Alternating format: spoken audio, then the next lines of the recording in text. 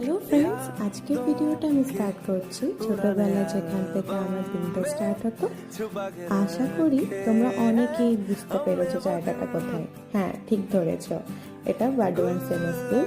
আজ আমি এখানে গেছিলাম কিছু কাজের জন্য, কিন্তু স্কুলে ঢোকার পর থেকে যেন নিজের ছোটবেলা থেকে দেখতে পাচ্ছিলাম আর মনে পড়েছিল অনেক মেমোরি। আশা করি তোমাদেরও হয়তো অনেকেই হয়তো এখানে তোমাদের স্কুলিং কেটেছে, তারা ব্যাপারটাকে রিলেট করতে পারবে। তো দেখছিলাম স্কুলটা অনেক বেশি চেঞ্জ হয়ে গেছে। এই রুমটাতে আমরা স্পেশালি ডান্স করতাম, তো সেখানে এখন জিম হয়ে গেছে।